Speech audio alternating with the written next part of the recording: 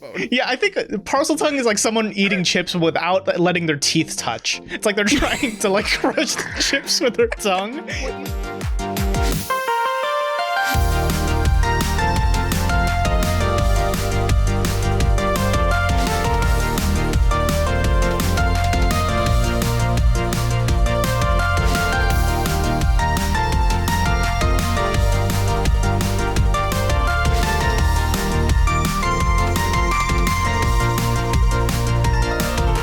All right, everybody, welcome to Everything in Poderation, the podcast where we talk about how the internet can be a little bit too much sometimes. It's almost as if we would recommend moderation in all things, including moderation as, I don't think he was knighted, but Sir Oscar Wilde, I'll call him a sir, would say.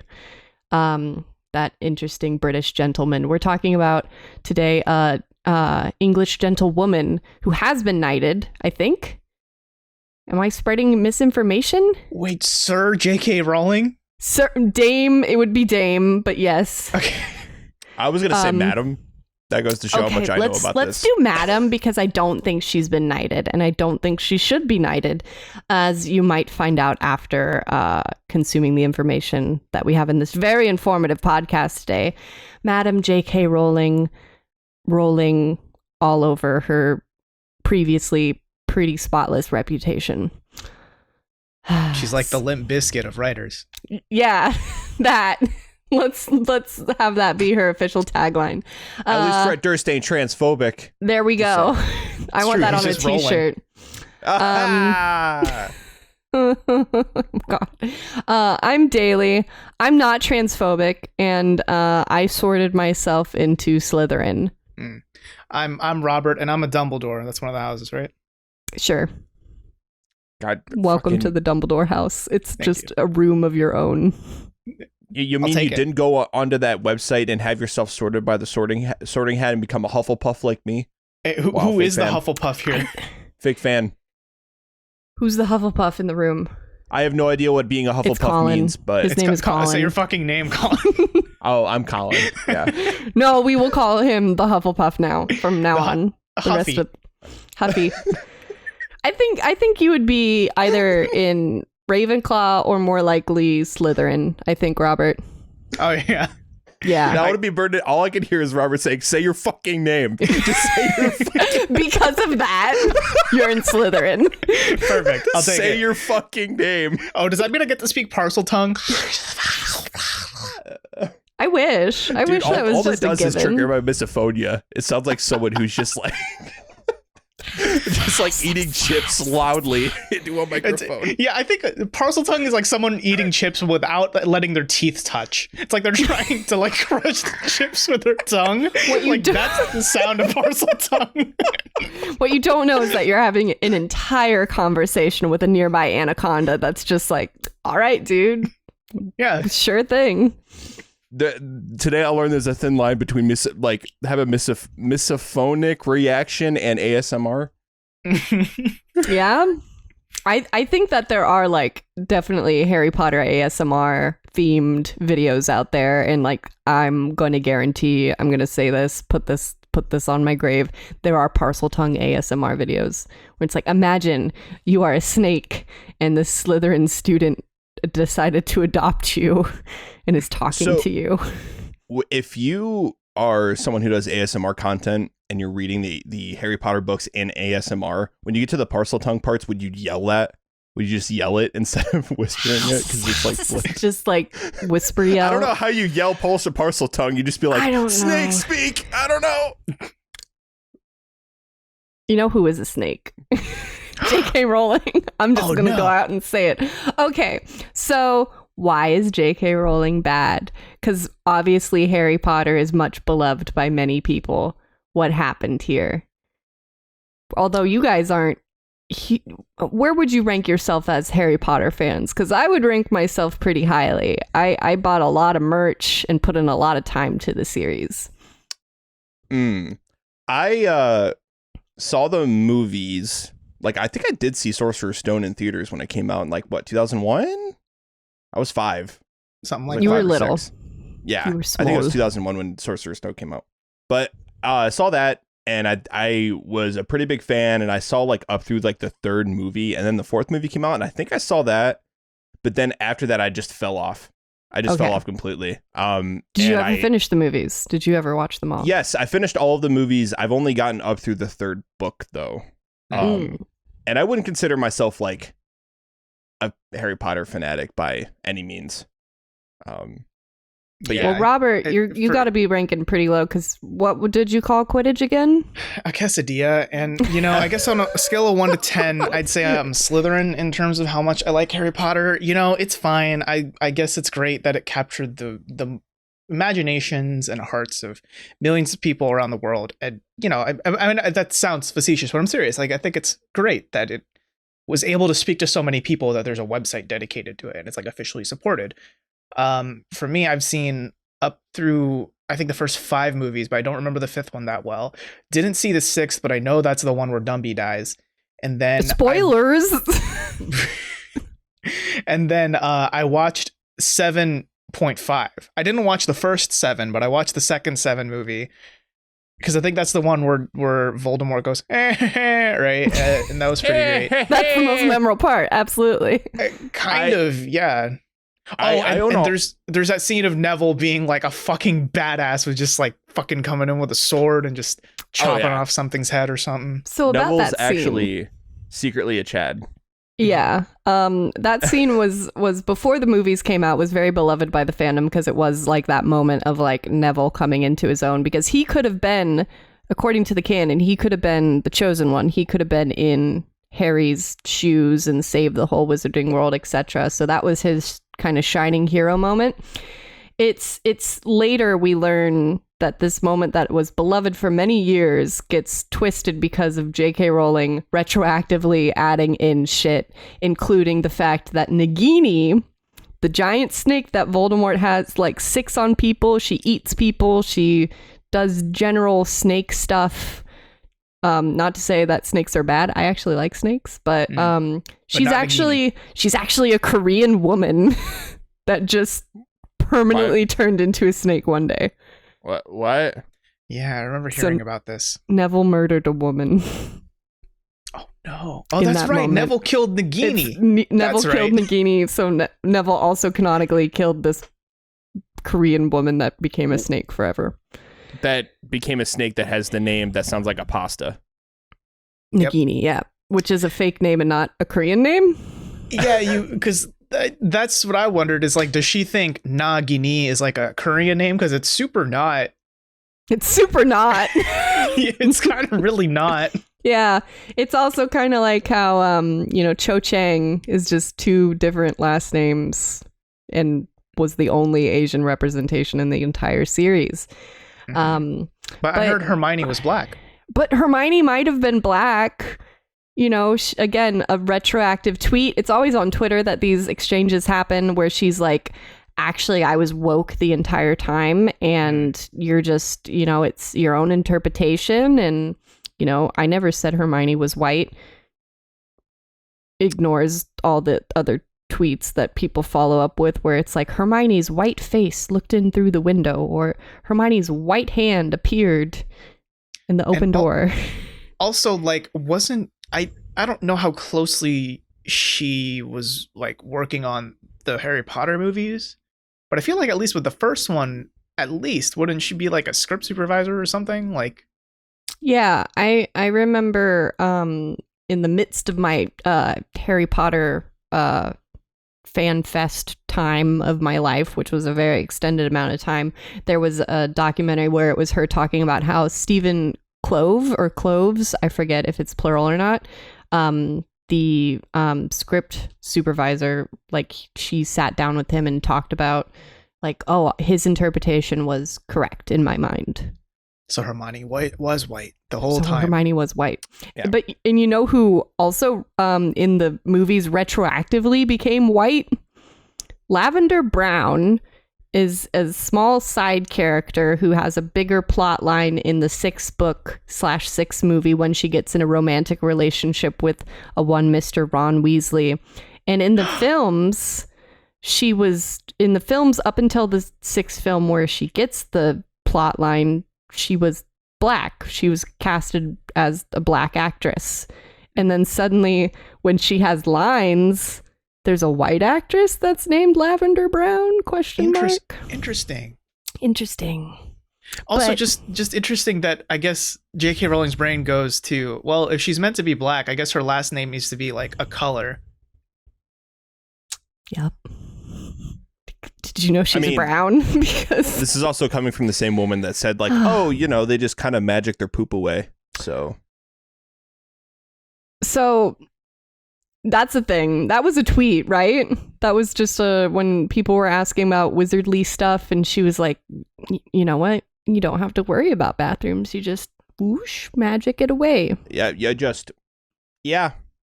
No need for toilet paper in the wizarding world. The only thing you use toilets for is getting to the Ministry of Magic, apparently. There's just a lot of weird things that she started tweeting about, once she had the huge platform that she does on Twitter, and people were like able to just ask her weird things, and she decided to answer with equally weird things. I really wish this was like her trolling the entire time, but she's like very sincere about these retroactive added in fun facts, like the whole idea that Dumbledore is gay, which does make sense for his plot, but then she doesn't double down on it in any way possible, even in the newer creations where Dumbledore is a main character. Yeah, i.e. Fantastic Beasts and How to Fuck 'Em. Yes, that's the Bestiality. title. Those movies are just about bestiality. The thing about the reason I didn't enjoy those books is because there's not enough beasts in it. It's not about the animals at all. It's just about this dude.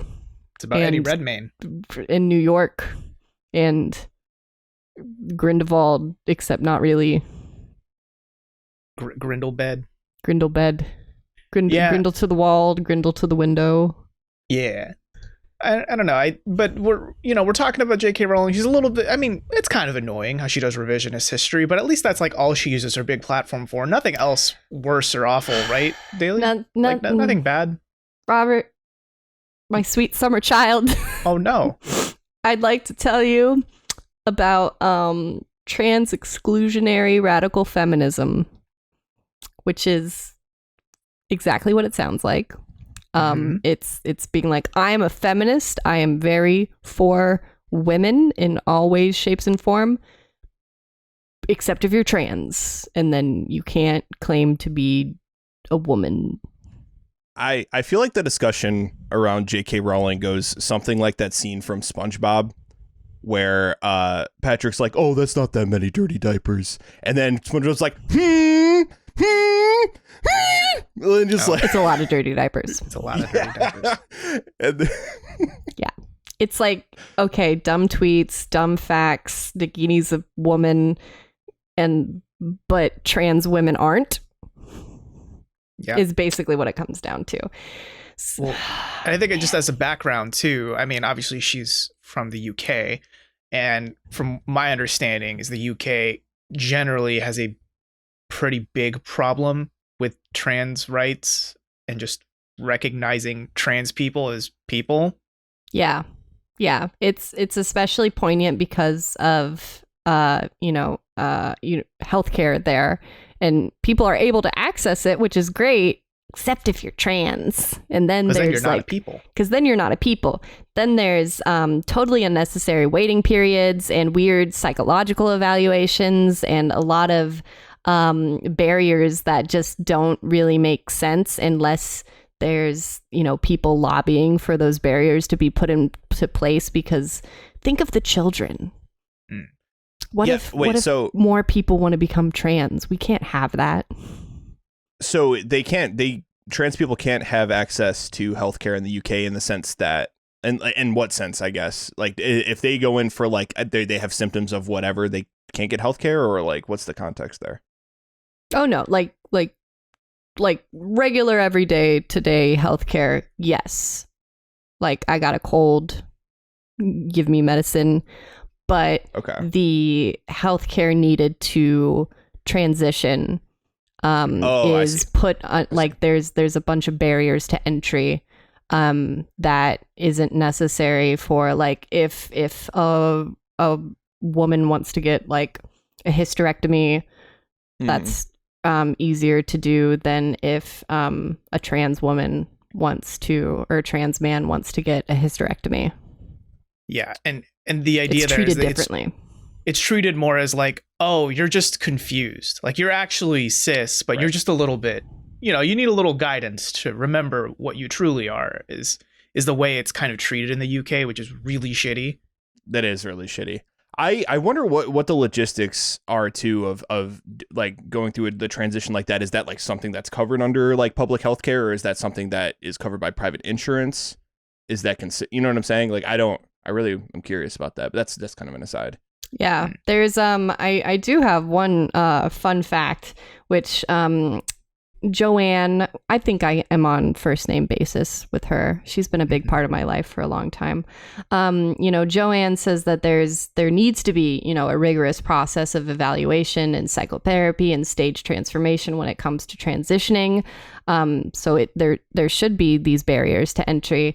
And that right now, trans activists in the UK are trying to get rid of all of the barriers to entry and make it, super easy to just randomly become trans and for men to just suddenly claim that they're women. Her words, not mine. But the reality is that there's a minimum 3-year waiting period between your first visit and your second visit at gender reassignment clinics in the UK. 3 years? 3 years. It's like, thanks for contacting us. We'll hear from you again in like 3 years. Oof. Yeah, and the silly thing about when you treat people that way, you treat it like, oh, it's just a fad. Oh, like you want to change your gender now, but like give it another year or so and you'll get over. It's like goth. You'll get over it. Being Excuse me. Once you're goth, that's part of who you are forever. That's true. You do have to go through surgery for that. I forgot. Yes. Always emo. Yeah, but that's just such a shitty way to treat, because like it comes off thinking like, oh, changing your gender is so easy. Like everyone wants to do it, so don't just do it for fun. Like, are you fucking kidding me? Like, gender reassignment isn't just like, I'm going to go to bed and I'll wake up and everything will be okay. Like, no, it's a totally rigorous process that even without any of those barriers would take weeks, if not months or years to like fully transition. It's not something that someone just makes the decision like willy nilly and just like, oh, I feel like being a girl today. Like, no. Yeah, this isn't like I'm getting drunk and I decided to go get a tattoo at 2 a.m. Yeah. Yeah. Which is so much easier to do than it is to like make a decision to change your life that you have probably thought over for many years and are a consenting adult, totally sober. But no, what if it's just a fad? And like, I also want to be clear too, this isn't like necessarily a decision you make, right? It's more like it's something you've felt your whole life. And it's until that moment you realize like, yeah, I do want to like make the effort to be happy, right? To be truly myself. It's not like you've been waking up all your life as a man and then one day decided, actually, I want to start the journey to become a woman. It's like, no, you've always been a woman, just trapped in a body that didn't feel like you, Yeah. That's so Joanne, and we're not making these assumptions about her beliefs because she has said like transphobic things or endorsed transphobic people. The thing is that she outlines all this in a really terrible essay that was published last summer called Turf Wars, and it was published on her own site. And it was like, she framed it as like, I just finally had to speak out about and defend biological sex, and this is my opinions. And she makes a lot of points. It's about 3,000 words. I don't recommend to read it because it's genuinely pretty triggering. It's just with the condescending way it talks about trans folks. But one of her main points throughout the entire thing is, like, we need to think of, what if people regret transitioning? What if children? I'm very concerned that because of activism, that children are being exposed to this and wanting to transition. And in some cases, it's just, queer kids that are trying to escape bigotry and therefore transitioning, which is just the most wild thing to me. Because it's like, wow, how do I escape being discriminated against? I will become the most discriminated against marginalized group that there is. That's how I'll escape. Yeah, that's some mental gymnastics there. That's kind of stemming into the whole, that kind of skews into homophobia a little bit too there. It's like her defense is like, I'm being bigoted to them because they're already being bigoted against. So my bigotry against them will make them happier, I guess. Yeah, it's like saying that a kid that's raised by two same-sex parents, right, is going to turn out gay.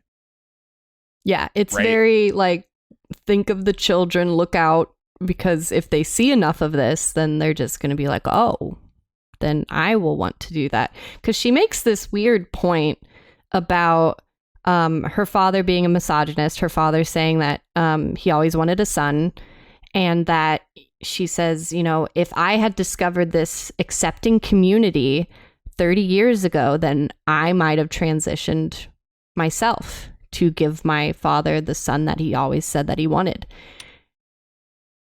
And it's like, that's a you thing. That's something you got to examine about yourself, Joanne. Yeah. And also, like, that's not, like, it's not something you do to appease someone else. It's something you do to appease yourself. Yeah. Right? And if she herself clearly doesn't feel like a man or think she is a man, then she probably wouldn't have done it anyway, is my thought. Yeah. That sounds like projecting to me. She has a very strange, and I don't want to say strange, because the thing is that it's actually a very common for her generation to have this view about biological sex, where it's like, women are good at some things, men are good at some things. We're equal, but separate. And, you know, all women, being a woman is not an idea. It's not liking pink things and Jimmy Choo's. She calls out Jimmy Choo's shoes. All right. You know, it's biological sex is important, and only women have vulvas. Oh, just by the way, we're going there. It's suggesting, like, one of her points kind of suggests that trans women are just effeminate men that like womanly things. Well, doesn't she also make the point that, like, some men will choose to be trans so they can go into the women's bathroom and pee? Oh my gosh. Like, yeah, like, so really? So here we are. Here, let's go down this dark and twisted road together. Let's all hold hands. Let's not get lost. Get ready. Make sure you have an exit buddy.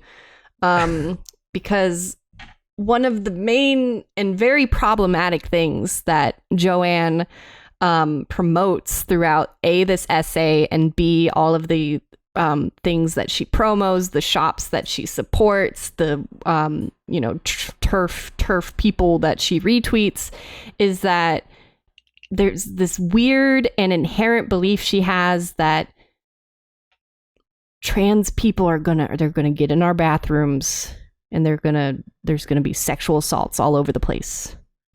They're trying to erase women. They're trying to erase women physically, mentally.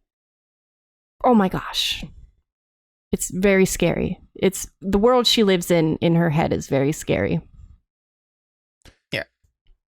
The bathroom debate is like probably one of the bit like that, and also like trans men and women's athletics. That's like the pretty big points of debate. And the athletic, I think that they're two pretty different subjects, but when it comes to the bathroom debate, it's like, yes, there probably could be men that are being shitty and, like, I don't know, cross-dressing or transitioning, whatever. Like, first of all, a man that's trans that transitions into a woman, right, obviously isn't going to go through the full transition process just for the sole motivation to go into the women's bathroom and peep at other women. Like, you know, there's porn, right? Like, you would just Google like boobies, and like that's different avenues. Yeah. Now, now I believe that there could be a man that cross-dresses, right, with the sole motivation to pass as a woman and get into the woman's bathroom. And I refuse to believe, though, that's going to be commonplace. That's going to be something that happens at a fucking shitty dive bar or something, and that person gets the cops called on them, for obviously trying to peep. And guess what? It's not okay for someone to peep on someone else, period. Yeah, it doesn't matter if they're trans or cis, straight or gay. Let's say, everyone. The unfortunate reality of the situation: anyone could be a predator. Anyone that walks into a bathroom, whether or not they quote unquote belong there, could be a predator of some way, shape, or form. It's just very odd, this fixation that she has. First of all, her entire essay is kind of misandrist. It kind of assumes that all men are predators in some way, shape, or form, or that the vast majority are, which just kind of, sorry guys, I guess you're predators now. I guess so. I mean, the Harry Potter lady said it. Yeah, Harry Potter lady said it. Regardless of the debate, you see someone peeping in a bathroom or someone getting assaulted, period, no matter who the two people involved are, you can see when someone's getting fucking assaulted in a bathroom and anywhere. You know what I'm saying? If someone's getting assaulted, they're getting assaulted. It doesn't make any difference, who the two people are involved in the situation. If someone is inflicting harm or is sexually assaulting someone else, that's that, Yeah. It's really, she comes at it from there should be sacred spaces for women to feel safe. And one of those, public bathrooms is one of them. We can't, no men allowed. Yeah, and she keeps putting that modifier on it, right? It's there are women, but then there are trans women, who aren't women because they could be predators, or it's backhanded. Which also precludes the well-documented fact that trans women are some of the most vulnerable when it comes to being assaulted, especially in public places. It just really, it's very backhanded, like you said, Colin. It's this whole thing, because it's not only it hasn't just been her online presence reinforces this belief. It's actually come into her work. As mystery author Robert Galbraith is, which she decided to make a whole new persona for this Cormorant Strike series of novels. Is this the one with the cross-dressing murderer? Okay, her newest book has the main baddie is a cross-dressing murderer who dresses up as a woman to go into women's restrooms and kidnap women, assault them, to later put them in a tortured dungeon basement and sexually assault them, etc. And it very much relies on, today these people don't want to, call me out. People don't want to offend me, and that's why I dress as a woman, because of cancel culture. Because fucking cancel culture. People don't want to seem like they're bigots and, call me out when they see me in a bathroom with my askew wig and shit like that. And it's because it's just very, very backwards. It's very horrifying that this is something that she sees as a legitimate threat in any time. Yeah, even talking about it, though, it's such an insanely specific situation, and the total disregard for how irrelevant that is in 99.9999999% of situations. It's just she clearly just wrote that to reinforce her point.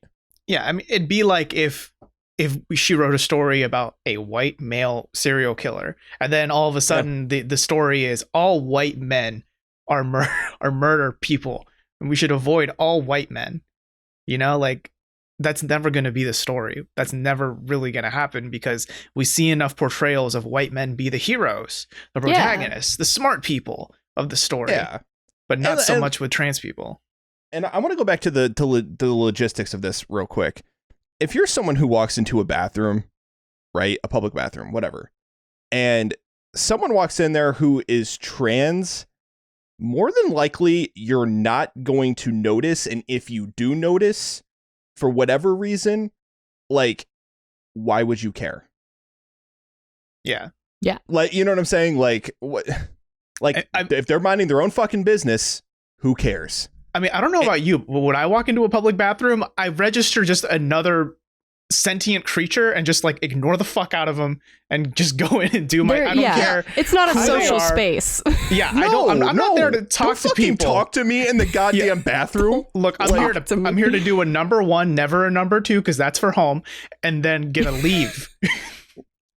That's what I'm saying. Like if you were going, like, if you're fucking crane necking to get a look at someone's fucking genitals to figure out what gender they are, you have bigger problems. You got bigger all right? problems. You have bigger fucking problems. I like most of this argument is null and void these days because of the pandemic anyway. That's true. But We should just abolish public bathrooms. we should. What if actually? No public bathrooms, no more. I'm just saying, like, so I worked at a place. Where our bathrooms were all stalls.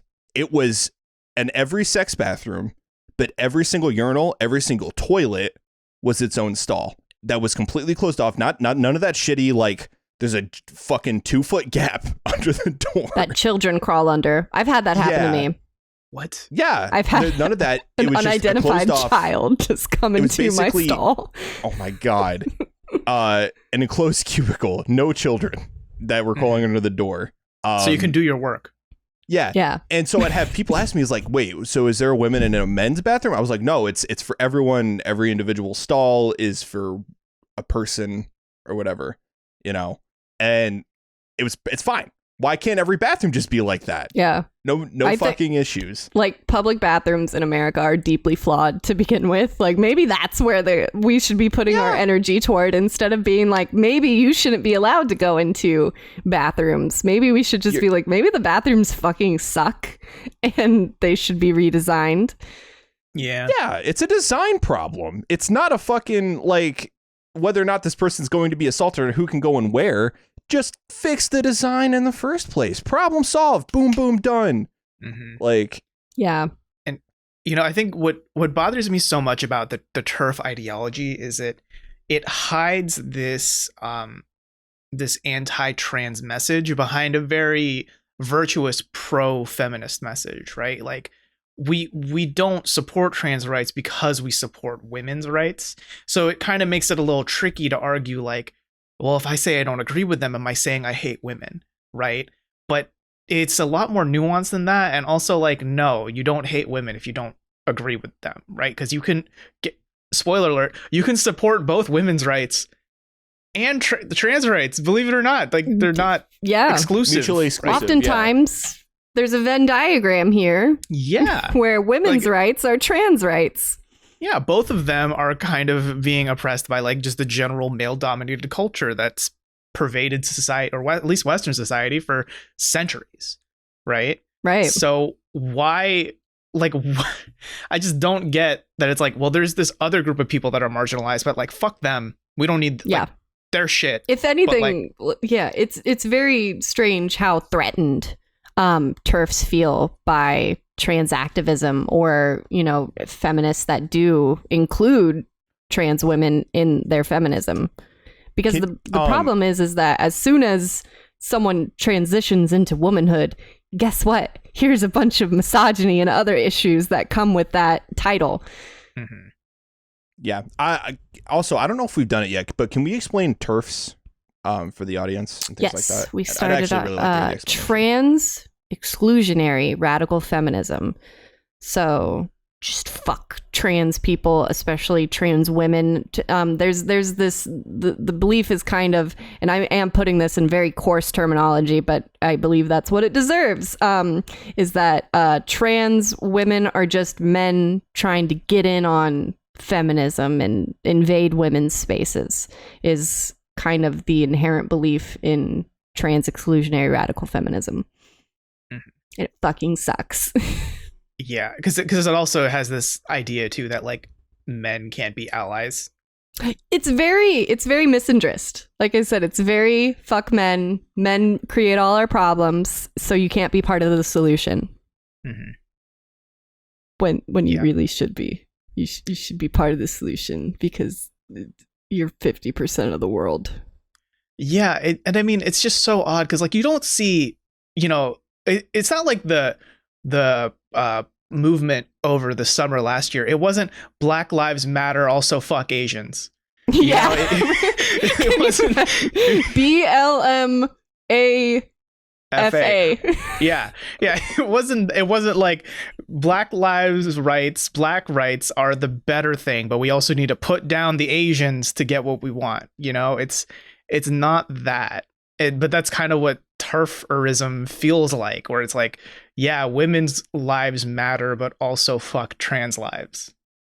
Yeah, it's like they need a front of attack because it is.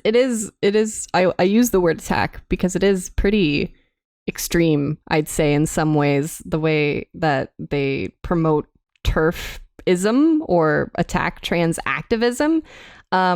Miss Rowling, Miss Joanne, she has a friend named Angela C. Wild who has a shop online that sells some merch, in like some buttons, cool buttons you put on your shirt and stuff.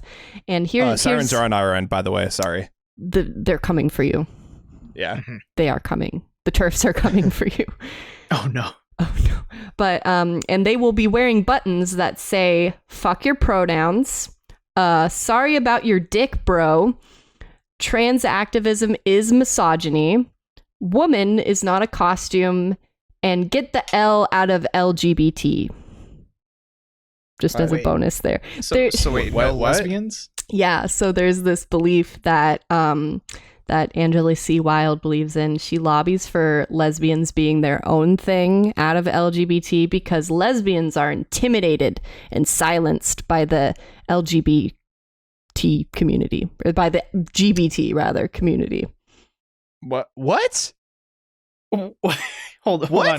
So the gays are oppressing us. They're oppressing the lesbians? Is that... I genuinely believe it's just more of that weird misandry where it's like men can't be part of this. Well, because I remember seeing on Twitter a few days ago, like this might have been a week ago at this point, but there was that, I think, Gallup poll or something where like Gen Z, the Zoomers, like more of them are identifying as bi than any generation before. And a lot of bi people were like, yeah, like rise of the bis, right? Rise the bis. Yeah. But then there was this fucking cesspool on Twitter that was like, are the bis erasing lesbians now? Like, is it not cool to be lesbian anymore and you can just identify as bi? And is this like, was it just a 18-year-old girl who like she's had a boyfriend for a while, but she just had like that one crazy night with a girl to explore and now she's identifying as bi? And it's like, or maybe it's a spectrum and maybe the bis aren't erasing lesbians. I don't know. Weird. It's so weird. Shit. It is this the same energy? It sounds like same energy where it's like I'm threatened by all the other letters. Mm-hmm. Oh my God. It's like, dude, who cares? Like, just like whoever, like let people like whoever they like. Like, yeah.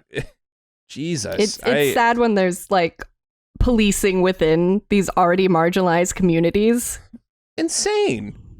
Mm-hmm. Insane. It's a lot. They just pit these people against each other when they should be working together for the rights they all deserve. Yeah, and I mean, it, like, to just bring up as an example, like with American politics, right? The common thing you run into is the Republicans tend to be pretty united behind a couple major points, which is why they tend to get a lot of stuff done or stop things from getting done very effectively. And it is ruining our country. Anyway, the Democrats are usually like, some of them, global warming is the biggest thing. Some of them, LGBTQ rights are the biggest thing. Some of them, it's something else, right? And there isn't one strong, united Democrat front. So it's hard to get one thing done where they want to get everything done, which is what we do need. It's just, we need everything to get done. Kind of, yeah, but it's hard to message that. And I feel like maybe that's something similar here where I guess straight rights are pretty easy to get because it's such a united front. But then LGBTQ rights are hard to solidify and lock down because the bis are erasing the lesbians, and also the lesbians don't want to be part of the acronym anymore. And also the trans people are erasing women, and it's not union. No unity. It's still just so wild to me, like the phrase like transactivism is misogyny. Mm-hmm. What? Yep. Like I like the phrase that you used, Colin, mental gymnastics, and I'm not that limber. Yeah. Like I can't make those leaps in logic that Joanne has. So as you might imagine, she's been pretty damn canceled for stuff like this. Wait, if a woman transitions to a man, do they see that person as a traitor? Like, oh, you've turned your back on womanhood, and that kind of seems to be a thought in this. In her essay, she talked about how she might have been because she has dark thoughts and doesn't like pink and thrilly things. That she might have been, if she had been encouraged, she could have been trans. And it's like, it's just this weird promotion of like the gender binary where it's like, just because you have like quote unquote unfeminine thoughts doesn't mean that you're secretly trans. And it's like, yeah, we already figured this out. We've been new, Joanne. Yeah. We know this. This isn't, no one's making that point. No one's saying that if you don't conform to the gender binary, then you need to transition. No one's making that point, but she seems to think that people are making that point. It's like that dumb argument if you have a daughter and she wants to play with action figures instead of Barbies, like you need to be worried. She's not going to grow up to be a proper woman. Like, no. Look out. Like, God forbid. Yeah. Whoa. It's this very weird cleaving to the gender binary, and that's the whole thing. Is she's like, I spoke up about this is an exact quote, I spoke up about the importance of sex and have been paying the price ever since. And she cites, she's been tweeted at, she's been called Voldemort, she's been called various bad words, and she thinks that TERF is a slur that's been used against her quite a bit. And that, she's been canceled because there's more misogyny than ever before. Like Robert was like nodding along as I was going over that, and then he just stopped. Yes, I'm like, yeah, I think you should expect that when you say these radical things, and it's so stressful that she thinks she's in the right, like she thinks what she's doing is best for protecting the largest amount of people possible. Like I get that vibe from her that she's. The thing is that includes trans people. She thinks that she's not transphobic. Mm-hmm. But she kind of is being just a tiny bit. And, I do want to be a little sympathetic because I think in that Turf Wars essay, she details like, well, maybe not details, but she mentions that she was sexually assaulted in the past, right? Mm-hmm. Yeah. And, I don't want to sweep that under the rug. Like that's tough. And I'm sure that probably traumatized her in ways that, she might not be comfortable sharing with like the public, especially with how much in the public eye she is. But I think that ContraPoints JK Rowling video, she makes this amazing point about it, where it's that you shouldn't turn your trauma into fuel for bigotry, because that's not a healthy way to deal with your trauma. Yeah.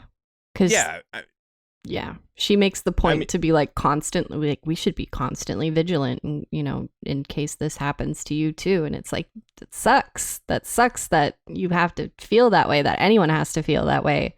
But this is not where that energy should be going toward. Mm-hmm. Yeah, it's a very like supervillain way of looking at things. Like, this traumatic event happened to me, and so anything associated with that event is bad and should be banished.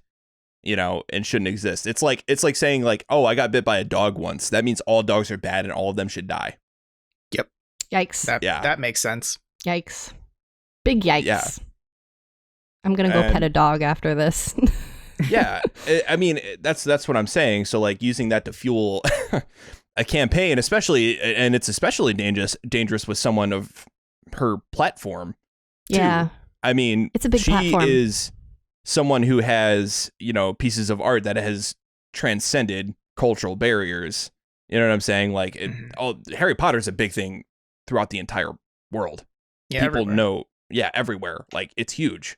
And I am glad to see that there's a lot of pushback against what she is saying. But I will say on the inverse too, that JK Rowling is too big to be full blown canceled. Yeah. Yeah. I mean, most people who get quote unquote canceled are too big to actually be for real canceled. Yeah. I mean, like everyone, CK. Everyone still knows him. Everyone hates Jeff Bezos. They think he's a greedy bastard, but I'm still going to order shit on Amazon, unfortunately. Yeah, I'm still going to order Amazon. Still, I mean, Harry Potter's still going to continue to be a thing. JK Rowling's still very much going to be involved. There's going to be a lot of new Harry Potter. There's a lot of new Harry Potter stuff on the horizon. Yeah.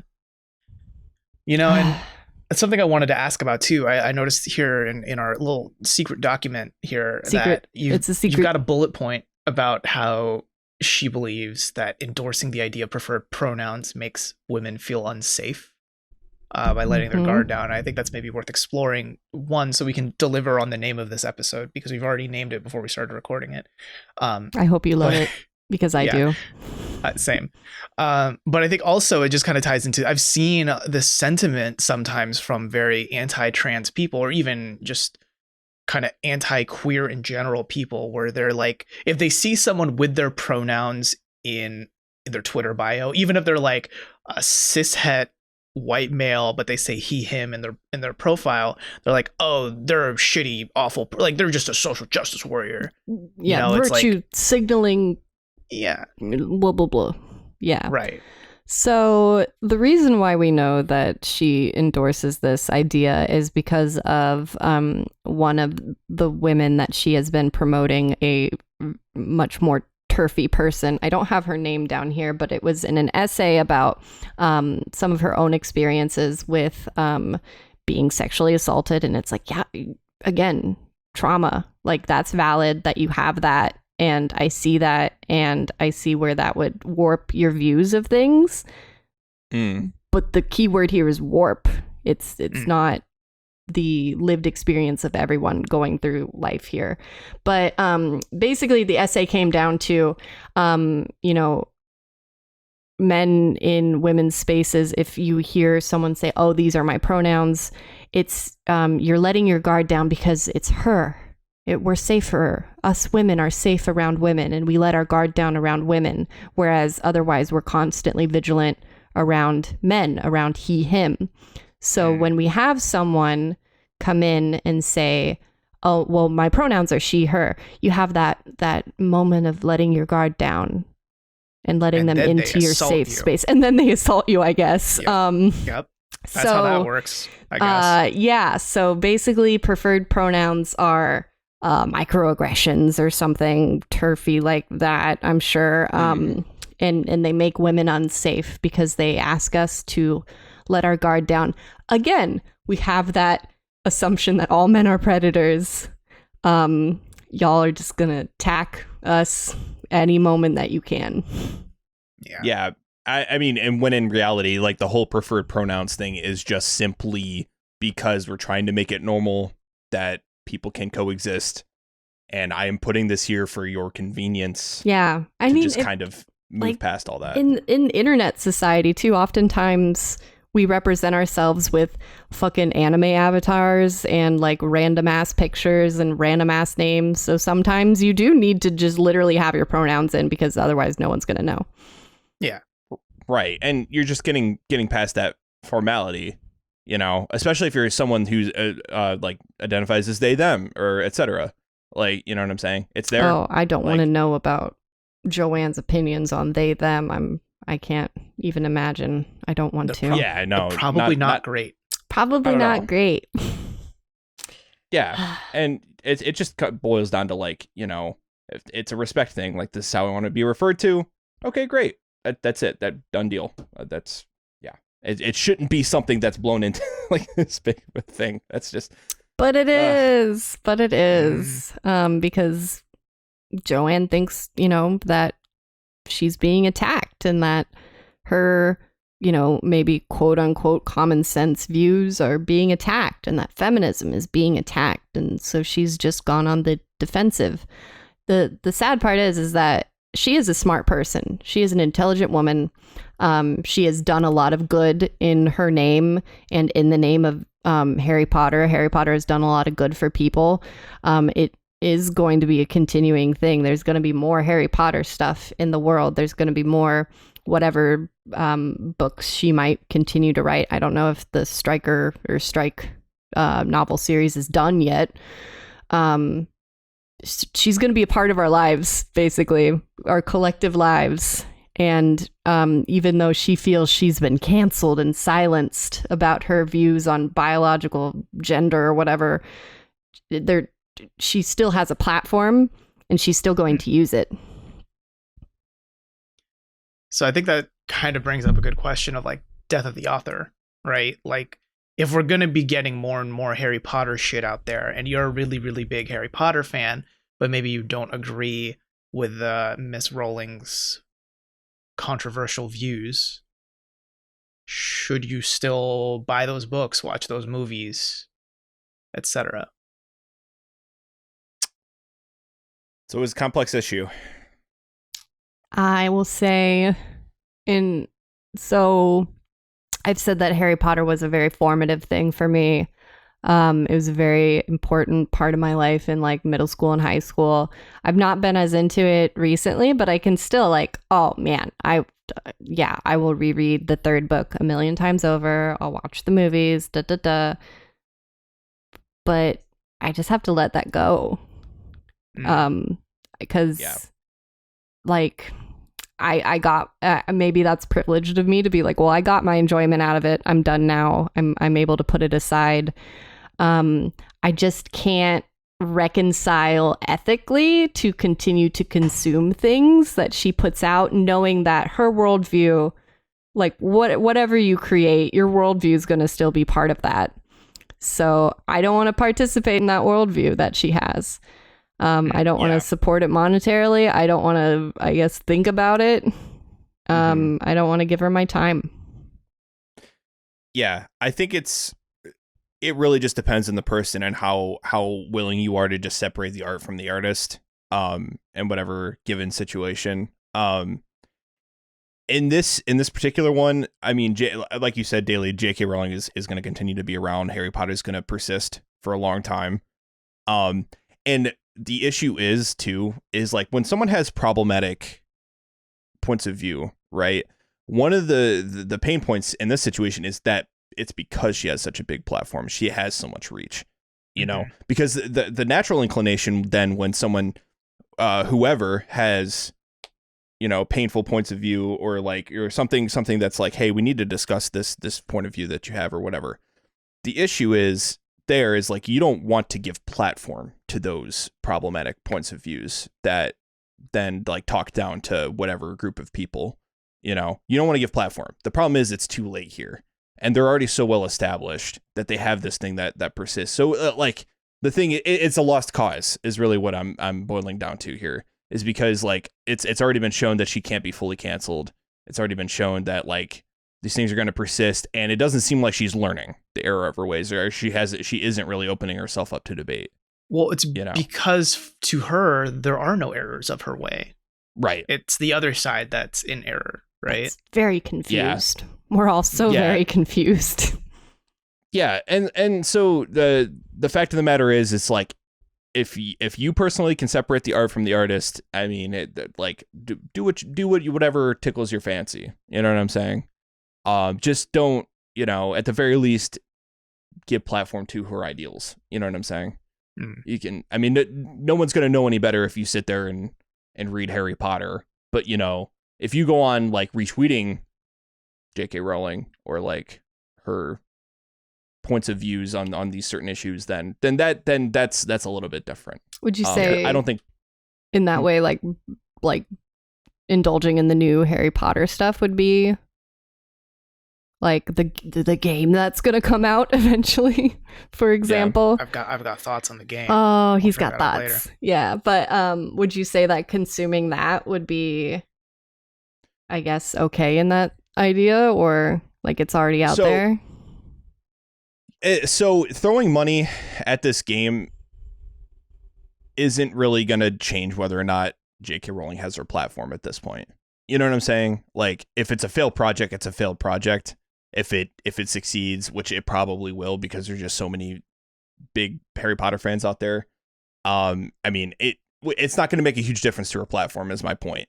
So like, those ideals are going to be out there regardless of if this game is supported, you know? And that sucks. Now, whether or not like someone supports it personally, that's up to them. See, I think I fall more on Daly's side of this, because I think if you still buy something that has Harry Potter in there, that still some of that money is going into JK Rowling's stash, her bank account, I guess. Which, you know, that's just one more measly cent that gives her an iota of power, right? And obviously, I don't think, like, I alone can't change JK Rowling's views, right? Like, my boycotting of her Harry Potter stuff isn't gonna give her an awakening of her opinions or anything. But I still think, like, the more people who kind of see buying that stuff is in a way you're saying, I want to give you more power to keep saying those things. It's a little tricky, right?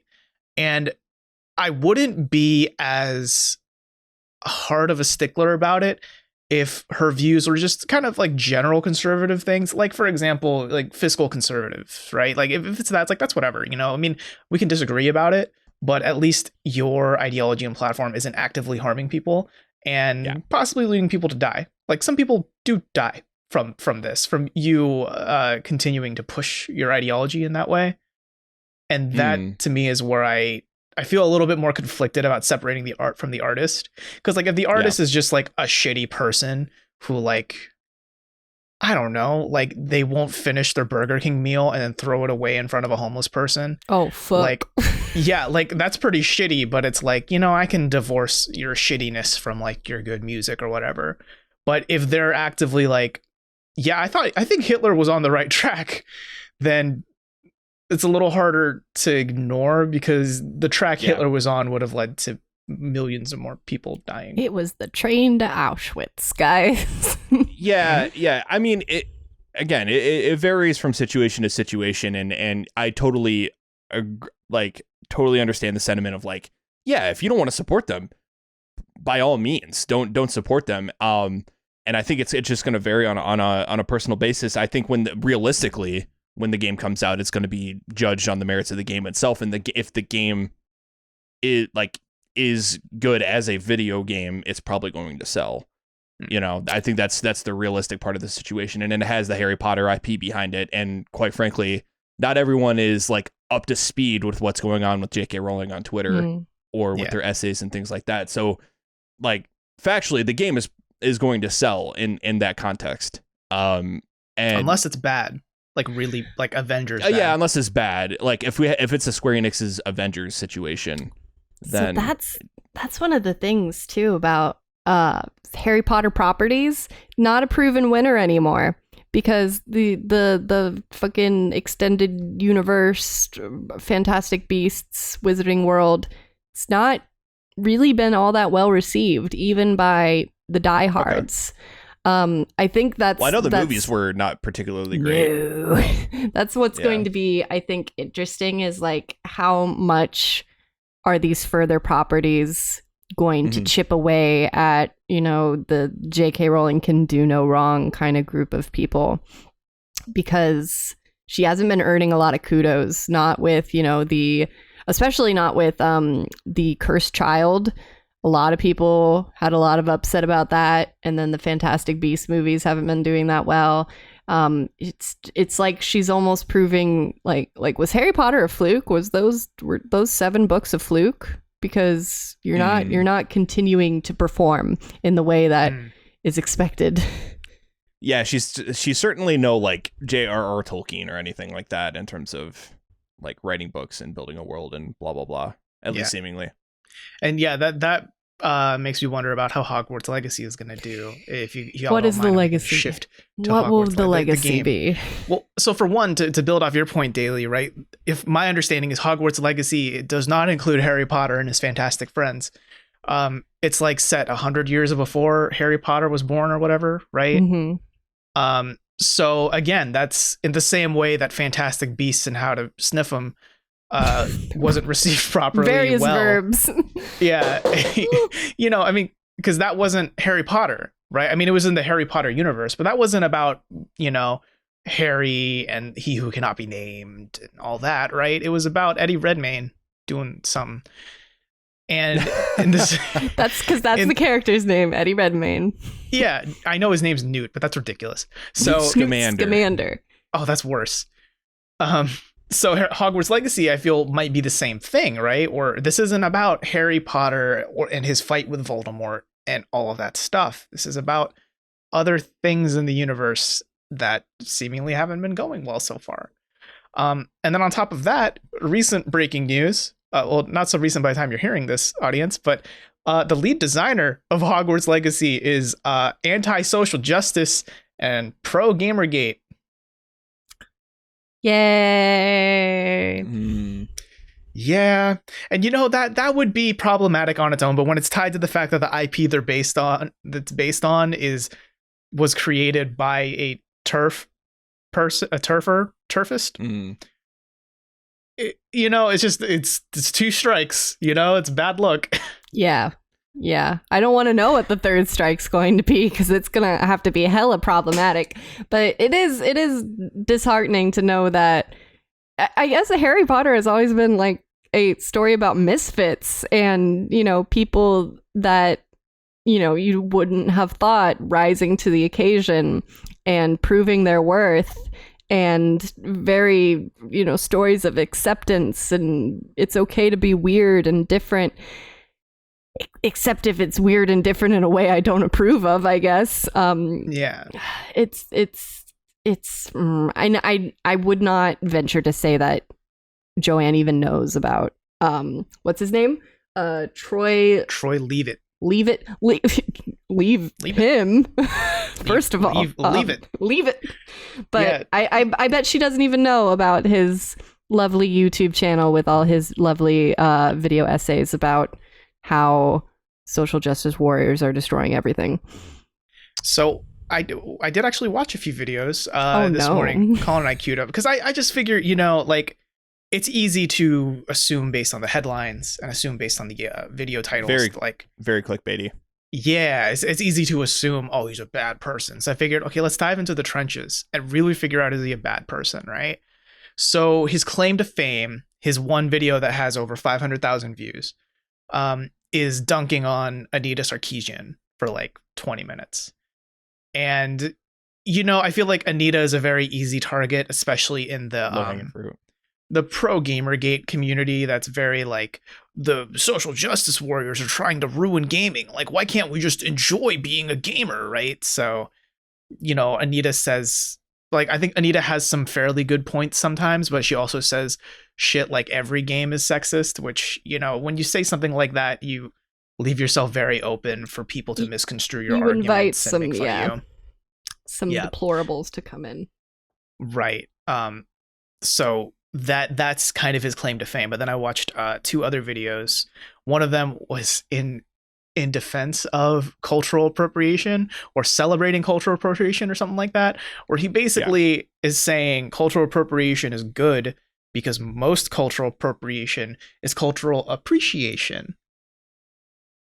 And that's a really tricky line. So I should break out the headdress or that kind of thing. Yeah, like, so when we watched that video, like, it was like, there were points where I was like, okay, like, his head is in the right place, it's just bad execution. Like, but there was other parts where I'm just like, no, now you're just generalizing. Now you're just blanketing everything together, and you're saying cultural appropriation is cultural appreciation. No. Back up. Back up. I would go as far as to say I think most of it is that he's much like most pro GamerGate people like to do, is they tend to ignore the context that they don't like to prove their points correct, while criticizing liberals like Anita Sarkeesian for doing the literal exact same thing. Like, his point about Anita is she ignores like the points that would make her points bad so she can look stronger. So I'm going to argue that she's bad at being a thinker, but now I'm going to make my points while ignoring. Yeah. It's all hyperbolism. It's all extremely hyperbolic. Yeah. Like, an argument he makes is like, so here's the thing. I'd like to say I could sympathize with Troy because he lived in South Korea for a while too. I can relate to that. I lived in South Korea for many years of my life. And one of his points with cultural appropriation is he as a white man, as a white Mormon who was on a Mormon mission in South Korea, which is, I've met a few of those people. They're wild. Not in a fun way because they're Mormon. No offense. But so his whole thing was, I really enjoyed Korean culture and I enjoyed Korean food. Well, that's not a cultural appropriation. It's cultural appreciation. And I'm like, yeah, okay. Taco Tuesday isn't cultural appropriation either. It's just enjoying a good taco. Yeah. But then he goes into saying like Halloween costumes. Little girls and little boys can dress up as like a Mexican or like Moana, but that's not appropriating Mexican or Hawaiian culture. That's just celebrating those cultures, which is a very, very thin line and slippery slope that could lead to, I'm going to go to Halloween as blackface today, which isn't great. Yikes. Big yikes. Yeah. Big yikes. Big yikes. Yeah, like one of his opening segments was like, he talked about how he went into this like festival in Scotland, I think it was. And I think it was a local one in Utah. It was like the local Scottish community. Yeah, I think you're right. Utah. So he's also from Utah. He's Mormon. Yes, the trifecta. Yeah, it's the Mormon hive mind. Like it kind of started in sort of the right place where he was like, yeah, I went to the Scottish festival and, you know, I saw this little black girl in traditional Scottish wear with like, you know, a kilt and the hat. I'm sorry, I'm really not familiar with exactly like the terminology, but no, I don't know what the hat's called, but I know what you're talking about. Yeah. So and she was playing in like the marching band or whatever, and he was like, you know, like, this is great. Like, everyone should be experiencing and appreciating other people's cultures. And I'm like, okay, yes, I follow you so far. So like, I generally think his head is in the right place, but it's just, there was a lot of points in there where they were like, yikes, dude, you need to pump the brakes. Like, you need to hold on a second. Yeah. So I don't think it was all bad. It was just a lot of hyperbolism is really what it boiled down to. I don't know, because I would say he does come off like the kind of person who thinks GamerGate was just about ethics and journalism. Yeah. Even though it evolved to be way beyond that and way more misogynist than that, you know? Yeah, and it also rubbed me the wrong way when he talked about women in games and didn't acknowledge that there's a lot of issues with studio culture right now. And there always has been, I'm sure, but like, it's really coming to light right now. Yeah, is my point. Riot Games, looking at you. And Ubisoft.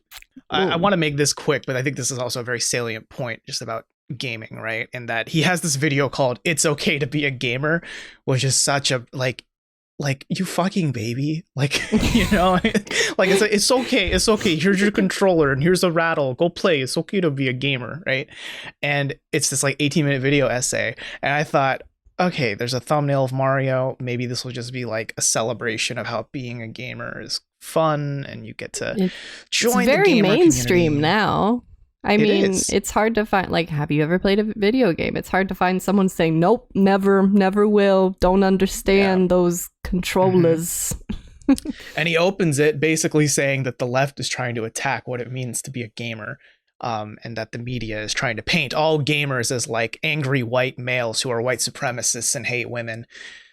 And then he gets into why GamerGate is good. And then makes this point that since half of gamers now, according to the ESA, are women, that there's no more sexism against women because now there's an equal number of women playing video games as there are men playing video games. And that's it. Sexism solved. Wait, That's like saying because of the civil rights movement in the 60s, there's no more fucking racism. Wait, there's always been the population has always been half women. So does that mean I've just imagined sexism this entire time? No, I'm sorry. I know you're a woman. It's hard to understand. Oh, yeah. Your woman brain. I'm dumb. But, yeah. No, but because the headline came out that now definitively proves that half of gamers are women, now sexism is solved. Oh. Yeah. Of course. Yeah. Right. There you go. Yeah, everyone's living in perfect harmony, guys. No problems here. None at all. Right. That's why I think that was always actually- get on voice chat and competitive games. Yeah. Always. And then whenever you say hello, everyone's like, hello, fellow human being, let us play video games together. And they don't comment on the fact that you sound like a woman and probably have tiggies. Tiggies. Yep. Is that those? Yeah. I don't know. It bothers the hell out of me. I don't know if those videos were probably made before like the riot shit came to light, but Oh, those are like 2, 3, 4-year-old videos. He hasn't made Yeah. a video in the past 2 years. but Presumably that's he's the been thing. busy doing game development on Harry Potter Legacies or Hogwarts Legacy. Yeah. Hogwarts Legacy. Hogwarts. yeah, and the prominent point he made too was that like, oh, look at all these major women and major I'm a roles in major video game woman. history. Yeah, Hello, like, my name's Major Woman. yeah. It's like look at all these women that, you know, made a name for themselves in games and blah blah blah, and it's like, okay, that's great. Yeah, these women do have a lot of accomplishments. That doesn't change the fact that people treat women like shit in the games industry. Guys, In a lot of Barack different Obama studios. was president. There's no more racism. That's true. Yeah, that's right. We finally have one black man represented in the annals of history as president. Therefore, racism's gone. It's actually Barack retroactively canceled, so it never happened in the first place. Yeah, Barack Obama came in. He wrote an executive order like, "Hey guys, racism's dead. Here's the executive order." Yeah, it's just like a piece of paper that says racism equals no. And then he signed it at the bottom, and there you go. Well, I'm just saying, if that happened, then Trump came in and got rid of that. So Oh, that's where we run into the problem, is that he signed an executive order reinstating racism. Racism equals yes. he kind of in a sense did. did. Kind of what he did. See, so what Biden needs to do now is write a scrap of paper that says racism equals no, and then staple it to the Constitution. So that way it can't be taken off of the Constitution. We 'Cause have you the can't undo a solutions, staple. guys. We should Yeah, be you in can't- office. You can't unstaple things. Once it's stapled, it's forever. That's true. You can't unstaple something. But guys, I already put like the 3 holes in it for my 3-ring binder. I can't. Mhm. Sorry. I can't fix it. It's law now. Yeah. So yeah, TLDR, it's just a shame that also the Hogwarts game is being led by someone who is purporting pro GamerGate stuff, who likes to think that games are just for gamers and like everyone should be happy with them, and there's no such thing as sexism in the industry anymore, and GamerGate was only about journalistic ethics, which that's a take. Yeah. I don't know. It's So it must be tough being a Harry Potter fan nowadays. Yeah. Y'all. yeah, a little bit. Because it's like, I want to, if I hear the dun, dun, dun, dun, dun, dun, copyright strike, I get goosebumps because the copyright strike. But it's just like, it's something that each of us as Harry Potter fans are going to have to reckon in our own way. Like, how do you, like, if you want to separate the artist from the art, or if you want to totally be like, actually Harry Potter was shit all the time, or if you just want to, okay, bye, I'm not playing with you anymore. It's gonna be, I guess, like a journey, because JK Rowling has decided to make herself a prisoner of pronouns. JK Rowling and the prisoner of pronouns. That's the episode name, guys. That's what we did here. Because I mean, she has shackled herself to like this weird binary for gender and who's allowed to do what, and whether or not that makes you a woman. Yeah, I feel for Harry Potter fans. I really hope that I mean, God forbid if something came out and like Peter Jackson's actually a piece of shit and infects my whole Lord of the Rings experience, I'd be really sad. Yeah. Which by the way, kind of Warner Brothers is pretty shitty. I don't know about Peter Jackson himself, but like if you read into the whole like what happened with the filming of The Hobbit in New Zealand worker unions, and it's not great either. Lindsay Ellis has like a whole 3-part series about it. It's pretty bad. Makes me just like the Hobbit movies even less. But yeah, people are shitty in different ways too. Not just when it comes to trans rights. It turns out. Oh, I'm glad you brought up Lindsay though, because intrinsic to the research behind this podcast was definitely Lindsay's video that recently came out, kind of examining like where did transphobia come from in like cinema, especially. That's a ride. That's very interesting. And then, as Robert mentioned earlier, ContraPoint's video about JK Rowling, in which Natalie is like, Joanne, come on, Joanne. Every time Natalie says Joanne, it gives me life. I swear. Joanne. Because it's genuinely something I almost wish that Joanne will watch. And I don't know if she's, like I said, I think she's a smart person. I don't think that she's being purposely malicious. But her actions have consequences. Her words have consequences. And some of those consequences are actively violent. And I think it's okay to take a step back and realize that, change your mind, change your tune. I hope that she doesn't feel like she has to stay the way that she is because she's already made the statement. So, I mean, exactly. Yeah, I just hope that I mean, somebody close to her can like sit down and actually just have an open discussion about this stuff. And have a cup of tea and discuss oh my God. Things together. I'm very good at accent. Got a little bit of British in there. I'm surprised it took this long for us to start bringing in the British stereotypes. Yeah, like tea. Finite incantatum. That's we're at the end of our spell here with you all. And I can't accent, keep guys. Keep going. I'm not going to keep going. It's going to turn into something weird, and I'm going to make up my own new accent.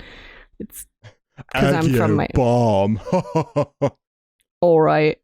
All right then, Governor. You can find us at Everything in Poderation on Twitter, on the Twitters, where you can unfollow Joanne Rowling, as I did, with a heavy heart. You can email us at everythinginpod@gmail.com. Oh, this got a little straying. Oh no! I got a little straying up in here. Sweating. I'm sweating. Are you throwing some shrimp on the barbie? Goodness gracious, Governor. Outback tonight? I need... What's rant? Yeah, I'm thinking Outback. God, I wish I could go to an Outback steakhouse so badly.